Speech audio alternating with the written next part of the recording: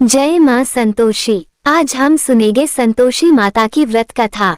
एक गांव में एक बुढ़िया रहती थी जिनके 7 बेटे थे। 6 बेटे कमाने वाले थे लेकिन एक बेटा निकम्मा था। 6 बेटे कमाने वाले थे और एक बेटा निकम्मा था। बुढ़िया माँ 6 पुत्रों का झूठा 7वें पुत्र को दिया करती। 7वां पुत्र एक दिन अपनी पत्नी से बोला, देखो मेरी माता का मुझ पर कितना प्रेम है। वह बोली, क्यों नहीं, सबका झूठा बचा हुआ तुमको जो खिलाती है। तब वह बोला, जब तक आंखों से ना देखूं मान नहीं सकता। पत्नी ने हंसकर कहा, देख लोगे तब तो मानोगे ना। फिर कुछ दिनों के बाद एक बड़ा त्योहार आया। घर में 7 तरह के भोजन और चूरमा के लड्डू बने।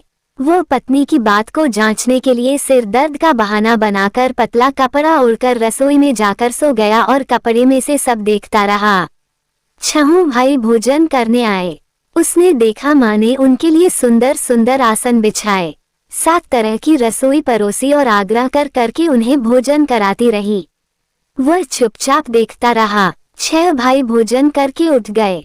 तब माँ ने उनकी 5 थालियों में से लड्डुओं के टुकड़ों को उठाया और एक लड्डू बनाया। जूठन साफ करके माँ ने उसे पुकारा, उठ बेटा उठ, तेरे भाइयों ने भोजन कर लिया, तू भी उठकर भोजन कर ले। तब उसने कहा, माँ मुझे भोजन नहीं करना, मैं परदेश जा रहा हूँ। माता ने कहा, कल जाना हो तो आज ही चला जा। वह बोला, हाँ हाँ आज ही जा रहा हूँ। ऐसा कहकर वह घर से निकल गया। चलते समय उसे पत्नी की याद आई।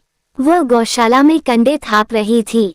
तब वह वहां जाकर बोला, सुनो मेरे पास तो कुछ नहीं है, यह अंगूठी है, ये ले लो और अपनी कोई निशानी मुझे भी दे दो। पत्नी बोली, मेरे पास क्या है, ये गोबर भरा हाथ है। ऐसा कहकर उसकी पत्नी ने पीठ पर गोबर के हाथ की थाप मार दी। तब वह चल पड़ा। चलते चलते दूर देश में पहुंच गया। वहां एक साहूकार की दुकान थी। वहां जाकर बोला, सेठ जी मुझे नौकरी पर रख लो। साहूकार को नौकर की सख्त जरूरत थी। साहूकार ने कहा, काम देखकर तनख्वाह मिलेगी। उसने कहा, सेठ जी जैसा आप ठीक समझे। अब उसे साहूकार के यहाँ नौकरी मिल गई। वो वहाँ दिन रात मेहनत से काम करने लगा। कुछ दिन में दुकान का लेन देन, हिसाब किताब, ग्राहकों को माल बेचना सारा काम करने लगा। साहूकार के 7-8 नौकर थे।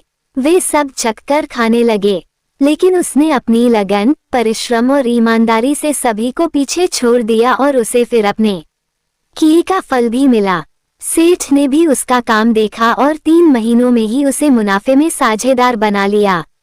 परिश्रम करते करते 12 वर्षों में ही वह नगर का नामी सेठ बन गया और सेठ अपना सारा कारोबार उस पर छोड़कर बाहर चला गया। इधर घर पर उसकी पत्नी पर क्या बीती वह भी सुनिए। सास ससुर उसे अब दुख देने लगे। गृहस्थी का सारा काम करवाकर उसे लकड़ी लेने जंगल में भेजा करते। इस बीच घर की रोटियों के आटे से जो भूसी निकलती उसकी रोटी बनाकर रख दी जाती और फूटे नारियल की नरेली में पानी दिया जाता। इस तरह उसके दिन बीतते रहे। एक दिन जब वह जंगल में लकड़ी लेने जा रही थी तब उसे रास्ते में बहुत सी स्त्रियां संतोषी माता का व्रत करती दिखाई दी। वो वहां खड़ी होकर पूछने लगी, बहनों ये तुम किस देवी या देवता का व्रत कर रही हो और इसके करने से क्या फल मिलता है? इस व्रत के करने की क्या विधि है? यदि तुम अपने इस व्रत का विधान मुझे समझाकर कहोगी तो मैं तुम्हारा बड़ा एहसान मानूंगी। उनमें से एक स्त्री बोली, सुनो ये संतोषी माता का व्रत है। इसके करने से निर्धनता और दरिद्रता का नाश होता है। लक्ष्मी आती है, मन की चिंताएं दूर होती हैं, मन को प्रसन्नता और शांति मिलती है। निपुति को पुत्र मिलता है। पति बाहर गया हो तो वह शीघ्र लौट आता है। कुंवारी कन्या को मनपसंद वर मिलता है। चलता मुकदमा खत्म हो जाता है। कलह क्लेश की स्थिति हो तो मोक्ष शांति होती है। घर में धन जमा हो, धन जायदाद का लाभ होता है और भी जो कुछ भी मन में हो, जो कुछ भी कामना हो, सब संतोषी माता की कृपा से पूरी हो जाती है, इसमें संदेह नहीं। तब वो पूछने लगी, ये व्रत कैसे किया जाता है, ये भी बताओ तो बड़ी कृपा होगी। वह स्त्री कहने लगी, बहन बिना परेशानी, श्रद्धा और प्रेम से जितना भी बन सके प्रसाद लेना, 5.25 पैसे से 5.25 आने या फिर इससे भी ज्यादा शक्ति और भक्ति के अनुसार गुड़ और चना लेना। हर शुक्रवार को निराहार रहकर कथा कहना सुनना। इसके बीच में क्रम टूटना नहीं चाहिए। लगातार नियम का पालन करना। सुनने वाला कोई ना मिले तो घी का दीपक जलाकर उसके आगे जल से भरा हुआ पात्र रखकर कथा कहना, परंतु नियम नहीं टूटना चाहिए। जब तक कार्य सिद्ध ना हो नियम पालन करना और कार्य सिद्ध हो जाने पर व्रत का उद्यापन करना। 3 मास में ही माता पूरा फल प्रदान करती हैं। यदि किसी के ग्रह खोटे हो तब भी माता 1 वर्ष में अवश्य उनको अनुकूल करती हैं। कार्य सिद्ध होने पर ही उद्यापन करना चाहिए, बीच में नहीं। उद्यापन में आए शेर आटे का खाजा और इसी अनुसार खीर और चने का साग बनाना। 8 बच्चों को भोजन कराना। जहाँ तक मिले देवर जेठ भाई बंधु या कुटुंब के लड़के लेना। ना मिले तो रिश्तेदारों और पड़ोसियों के लड़के बुलाना। उन्हें भोजन कराकर यथाशक्ति दक्षिणा देकर माता का नियम पूरा करना। ध्यान रखना उस दिन घर में कोई खटाई ना खाए। ये सुनकर वो वहां से चल पड़ी। रास्ते में लकड़ी के गट्ठर को उसने भेज दिया और उन पैसों में गुड़ चना लेकर माता के व्रत की तैयारी कर आगे चली। रास्ते में संतोषी माता के मंदिर में जाकर वह माता के चरणों में लेट गई और विनती करने लगी। माँ, मैं दीन हूँ, निपट मूर्ख हूँ, व्रत के कोई भी नियम नहीं जानती हूँ। मैं बहुत दुखी हूँ। हे माता, मेरा दुख दूर करो। मैं तुम्हारी शरण में हूँ। संतोषी माता को उस पर दया आ गई। एक शुक्रवार बीता कि दूसरे शुक्रवार को ही उसके पति का पत्र आया और तीसरे शुक्रवार को उसका भेजा हुआ पैसा भी आ पहुंचा। अब तो ये देखकर जेठानी मुंह सिकोने लगी। इतने दिनों बाद पैसा आया, इसमें क्या बड़ाई है। लड़के ताने देने लगे। काकी के पास तो पत्र आने लगे, रुपया आने लगा। अब तो काकी की खूब खातिर बढ़ेगी और अब तो काकी बुलाने से भी नहीं बोलेगी। बेचारी सरलता से कहती कि भैया पत्र आए, रुपया आए तो हम सबके लिए ही तो अच्छा है। ऐसा कहकर आंखों में आंसू भरकर संतोषी माता के मंदिर में जाकर वह मातेश्वरी के चरणों में गिरकर रोने लगी। कहने लगी, माँ, मैंने तुमसे पैसा तो नहीं मांगा। मुझे पैसे से क्या काम, मुझे तो अपने सुहाग से काम है। माँ, मैं तो अपने स्वामी के दर्शन और सेवा मांगती हूँ। तब माता ने प्रसन्न होकर कहा कि जा बेटी, तेरा स्वामी भी जल्दी आएगा। ये सुनकर खुशी से बावली होकर वह घर आकर काम करने लगी। अब संतोषी माता विचार करने लगी कि इस भोली भाली पुत्री से मैंने कह तो दिया कि तेरा पति शीघ्र आएगा, पर आएगा कहाँ से। वो तो इसे स्वप्न में भी याद नहीं करता। उसे इसकी याद दिलाने तो अब मुझे ही जाना पड़ेगा। संतोषी माता ने उस बुढ़िया के बेटे को स्वप्न में समझाया, पुत्र, तेरी पत्नी कष्ट उठा रही है। तब वह बोला, माँ, ये तो मुझे भी पता है, लेकिन क्या करूँ, वहाँ कैसे जाऊँ। परदेश की बात है, लेन देन का सारा हिसाब किताब है और कोई जाने का रास्ता भी नजर नहीं आता। आप ही कोई राह दिखाए कि मैं वहाँ कैसे जाऊँ। तब संतोषी माता कहने लगी, सवेरे नहा धोकर संतोषी माता का नाम ले, घी का दीपक जलाकर दंडवत कर और दुकान पर जाकर बैठना। देखते देखते तेरा लेन देन सब चुक जाएगा और जमा माल बिक जाएगा। सांझ होते धन का ढेर लग जाएगा। अब तो वह अगले दिन सुबह बहुत जल्दी उठा। उसने अपने मित्रों परिचितों से स्वप्न में माता द्वारा कही गई बात कह सुनाई। वे सब उसकी बात सुनकर उसकी खिल्ली उड़ाने लगे। कहने लगे, कहीं कभी सपने की बात भी सच्ची होती है क्या। लेकिन उनमें एक बूढ़ा व्यक्ति बहुत समझदार था। वह बोला, देखो भाई, मेरी बात मानो। इस तरह सच या झूठ कहने के बदले देवता ने जैसा कहा है वैसा ही करना। तेरा क्या जाता है। अब बूढ़े व्यक्ति की बात मानकर नहा धोकर उसने संतोषी माता को प्रणाम किया। फिर घी का दीपक जलाकर दुकान पर जा बैठा और जैसा संतोषी माता ने कहा वैसा ही हुआ। शाम तक धन का ढेर लग गया। वह हैरान हो गया। मन में संतोषी माता का नाम लेकर प्रसन्न होकर घर जाने के लिए गहने, कपड़े और सामान खरीदने लगा। सब काम से निपटकर वह अपने घर को रवाना हुआ। उधर उसकी पत्नी जंगल में लकड़ी लेने गई थी। लौटते समय थक जाने के कारण वह संतोषी माता के मंदिर पर विश्राम करने बैठ गई। ये तो उसका रोज रुकने का स्थान था। तब धूल उड़ती देखकर उसने माता से पूछा, हे माते, ये धूल कैसे उड़ रही है। संतोषी माता ने कहा, पुत्री, ये देख तेरा पति आ रहा है। अब तू ऐसा कर, लकड़ियों के 3 बोझ बना, एक नदी के किनारे रख, दूसरा मेरे मंदिर पर और तीसरा अपने सिर पर रख। तेरे पति को लकड़ी का गट्ठर देखकर मोह पैदा होगा, ये वहां पर रुकेगा, नाश्ता पानी करके माँ से मिलने जाएगा। तो लकड़ी का गट्ठर उठाकर जाना और बीच चौक में गट्ठर डालकर 3 आवाएं जोर से लगाना। लो सासू जी, लकड़ियों का गट्ठर लो, भूसी की रोटी दो, नारियल के खोपड़े में पानी दो, और आज कौन मेहमान आया है।